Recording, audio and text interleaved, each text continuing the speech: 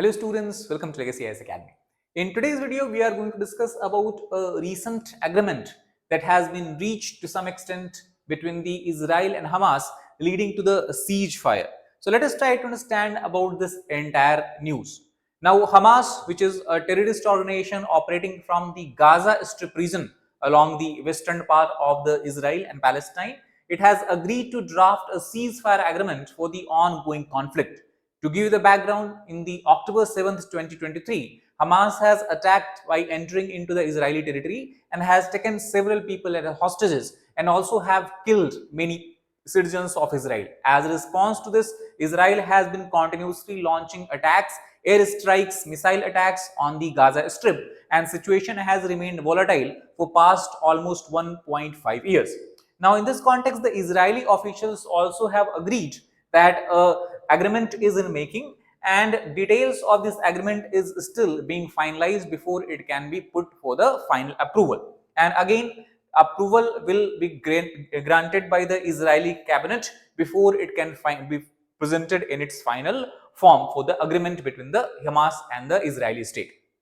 Now, if you look at the map before going and delving deeper into this particular topic, we can see this is the Israel, and as we can see, within the entire this geographical region, we have one region that is called as West Bank, which is largely populated by the Palestinian people.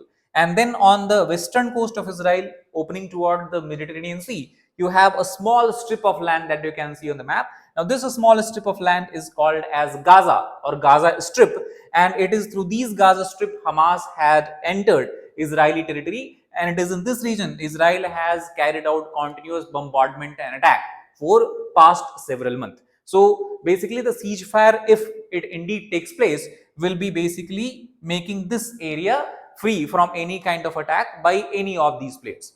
Now, before going into the detail about this agreement, let us try to briefly understand about Hamas also. Now, it was the year 1987 when Hamas emerged as a strong resistant group in the Palestine against the Israeli occupation, and this happened after the first intifada or first uprising as it is called.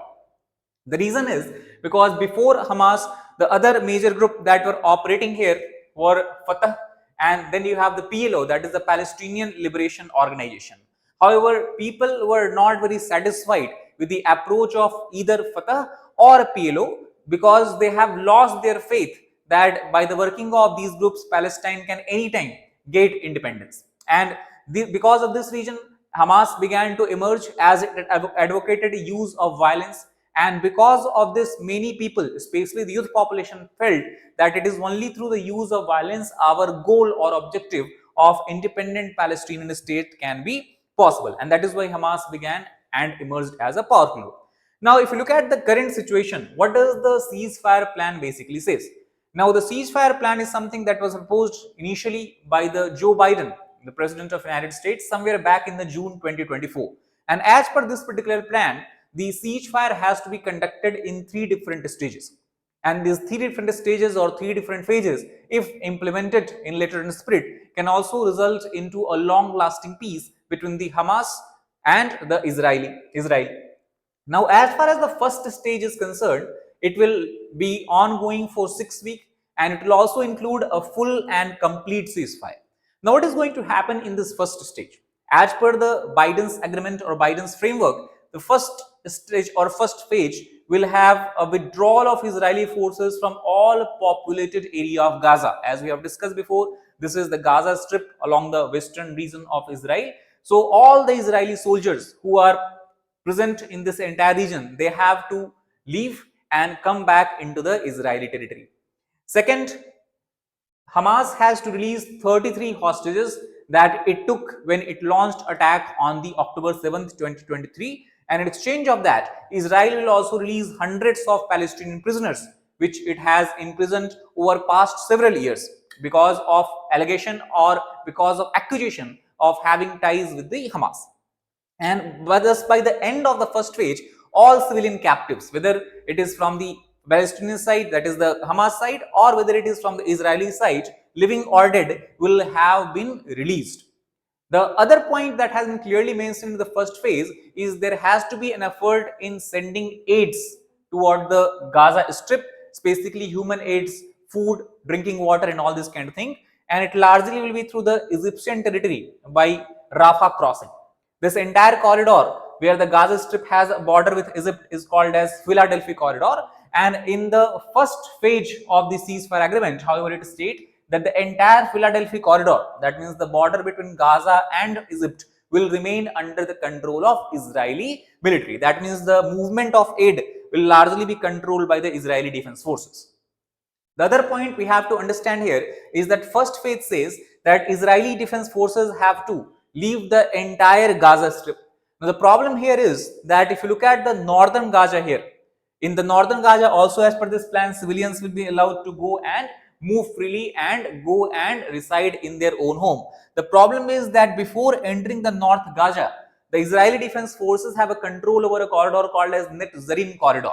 And it is through Net-Zarim Corridor, Israeli Defense Forces have been able to monitor the movement toward the North Gaza from the Central and South Gaza. And Israeli Defense Forces do not agree leaving off this corridor. They ensure, or they have maintained their stance, that we will have a control over the Net-Zarim Corridor and we will not basically abandon this post. So how this contradiction in the Biden's framework and the Israel Defense Forces stand will be resolved, that also will have to wait and watch. But this is going to be a contentious issues, how agreement is reached. As per the first phase, this region that you are seeing here, it is a kind of zone that we can see between the Israel and Gaza Strip in the yellow shaded area. So most or all of the Israeli Defense Forces, as per the agreement, will have to reach and basically locate themselves in this particular Gaza border zone. Then once the phase first is finalized, it is during the implementation of first phase, as per the agreement, second phase would have to be negotiated between the Hamas and Israel. On the major point that has been highlighted in the second phase is that in this phase, all the remaining hostages that Hamas will have to released in return for a complete Israeli withdrawal from Gaza and a sustainable calm. That means here in this phase, Hamas will release all the hostages, but in return, Israel will ensure that it does not attack the Gaza Strip territory. But here again a problem arises, because Israel has said that it will not completely withdraw from Gaza Strip unless and until its condition is met. And what is that condition? Its condition is related to the disintegration and dismantling of the Hamas. It clearly demands that Hamas military and political capabilities have to be eliminated.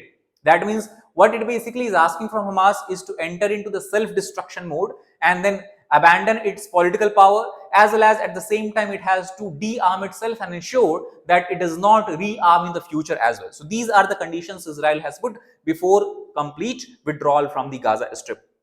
Also, other point that can be a point of consensus is Hamas have been asking that Israel has to ensure or at least provide verbal assurances that as long as the details of second phase is not completely negotiated, Israel will not launch any kind of attack. But this is something that Israel has been shying away from guaranteeing. It has said that it cannot provide any guarantee that ceasefire that we are signing will be indefinite. It can it can basically break the ceasefire and launch the attack based on the evolving security situations, and no matter whether the details of negotiation is complete or not. So these are the points which the actors will have to look and resolve. Now suppose that if first and second phase is complete, the third phase is something that many experts believe will be less contentious, there will not be many issues, because it largely focuses upon the reconstruction effort in the Gaza Strip. The destruction that has happened both in the terms of economic infrastructure, in terms of the residential buildings, or in terms of any public buildings, for 3 to 5 years of reconstruction plan has to be proposed, and that would be implemented and commenced under the supervision of international actors, maybe United Nations or the member countries which are largely negotiating or helping in negotiation of this agreement. For example, it can be US, Qatar, France, etc. And also in third phase, any final remains of the hostages, for example, hostages who have died, their final remains would have to be returned to their families. So this is something, if first phase and second phase is complete, in third phase is expected to take place. Now let us look at the major challenges apart from whatever we have already discussed. Now what Hamas has stated clearly, that it will not free the hostages. For example, I told you in second phase 33 hostages have to be freed up by the Hamas. So it will not free the remaining hostages without an end to the war and a complete Israeli withdrawal. And that is where you have the catch-22 position, because Israel said that Hamas will have to completely dismantle itself unless then only it will allow complete withdrawal of its different forces. So who will this capture it first? That is what we have to look for. Now, this is not the first time that any ceasefire agreement has broken down. So even if the ceasefire agreement is signed today or in next few days, we cannot guarantee that it will ensure lasting peace in the region. For example, Israel's military withdrawal from the Gaza Strip against self-destruction of Hamas. So these are two contradictory points. And will Hamas so easily give up its power in the Gaza Strip region? That is also we'll have to wait and watch. And also because one other problem Hamas have is that it has lost its Syrian corridor access via Lebanon, largely from the Mediterranean Sea region, through which Iran used to supply arms, weapons and ammunition to it. So after the fall of Bashar al-Assad, that leverage is gone. So Hamas already is in the weakened position. That might also have basically propelled them to look and have some sort of discussion around the ceasefire agreement. Now, not only it is from the Hamas side, but also Benjamin Netanyahu, who is the current Prime Minister of Israel, he might face issues from his own internal, own political, we can say, circle itself. For example, related to this ceasefire agreement, a recent statement has been given by a far-right leader, that is Itamar Ben-Gvir, who is also a minister in the cabinet, and he has threatened that if Israel indeed goes along with the ceasefire, agrees with the ceasefire to Hamas, he will quit the government, because he see this Israel-Hamas ceasefire as nothing but capitulation of Israeli state to Hamas, which he is not going to accept. Similar statement has been given by the finance minister of Israel also. He is also not in the favor of this ceasefire agreement. Now, if you try to understand the internal situation, the political situation that might create problem for Netanyahu is the war cabinet. Now, after the October 7, 2023 attack, Israeli government has created a war cabinet to oversee and coordinate the response or retaliation of Israel toward the Hamas. In this war cabinet, you have obviously Netanyahu's center-right Likud party, who is the leader of Ben-Gvir's far-right Jewish National Front, Ben-Gvir, that we have talked about, who is totally against any ceasefire. And there are some ultra-Orthodox Jewish leaders who obviously are also against the ceasefire. So, how far Likud party and its leader Netanyahu is able to convince the other coalition member, we'll have to wait and watch. Because if you understand, before October 7, 2023, Netanyahu's popularity in Israel has significantly declined, and due to this war and creation of war cabinet, many experts argue that his political career has got a certain kind of extension.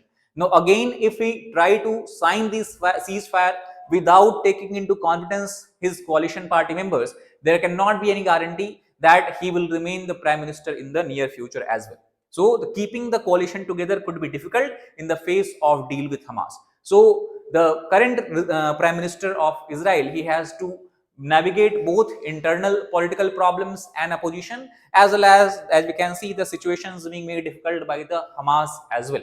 So it is still a very, very evolving situation. Exactly how it pans out in the near future, we'll have to wait and watch. But that is all for this particular video. I hope you got the gist of the overall framework of the ceasefire agreement. If you did like the video, please hit the like button, share it to the full aspirants, as well as subscribe to our channel for more such helpful content. Thank you very much.